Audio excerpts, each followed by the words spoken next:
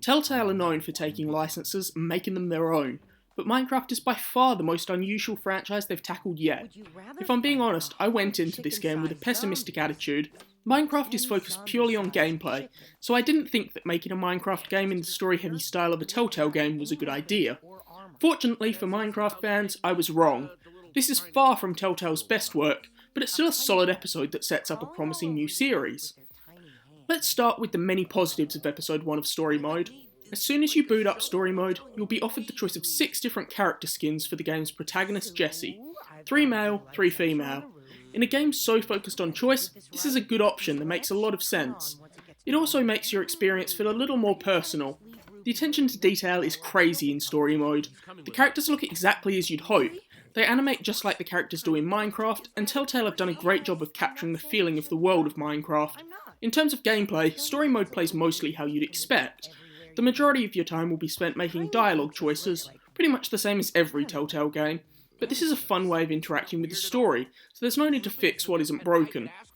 Something Telltale have always struggled with is the combat in their games. Every time you entered a fight, it came down to a monotonous series of quick-time events. In Minecraft Story Mode, the combat has been improved greatly. There's now even a dedicated combat system. When you encounter enemies, you enter a system where you can move backwards and forwards and use the triggers to attack. This does basically boil down to walk up to enemies, repeatedly attack them, and then step out of their way when they attack you. Although this doesn't sound very good, it is actually a perfect fit for a Telltale game, making the combat a little more involved without overcomplicating it. I actually really wish that this could have been implemented in Game of Thrones. The dialogue in this game is also very strong. Telltale have been nailing conversation since the first season of The Walking Dead, and Minecraft Story Mode follows this trend. The character interactions are smartly written and have some funny moments. I also liked that this game has some very drastic choices in the first episode that seem like they'll have a fairly large impact in future episodes. Now, as much as there was a lot that I enjoyed here, there was also a lot that I didn't. To start with, the overall story is not that compelling. It does pick up towards the end of the episode, but the first half is not an ideal way to get people hooked in. I also had a lot of problems with the characters, namely that the protagonist is just not that interesting or likeable. Neither are a lot of the side characters. Of all the characters, I only liked 3.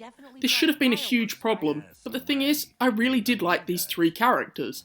These 3 characters were the mysterious Petra, voiced by Ashley Johnson, who's known for playing Ellie in The Last of Us, Lucas, who's first introduced as a rival, voiced by Scott Porter, who played Nightwing in Arkham Knight, and Gabrielle the Warrior, who may not be what you first thought.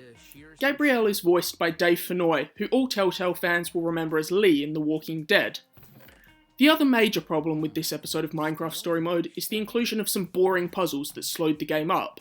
These puzzles are far too easy and shouldn't have been here. Overall, the first episode of Minecraft Story Mode shows a lot of promise, but also has some pretty glaring flaws. I'm giving episode 1 of Minecraft Story Mode a 7. If you enjoyed my review, please like and subscribe, or follow me on Twitter @ChrisFremo.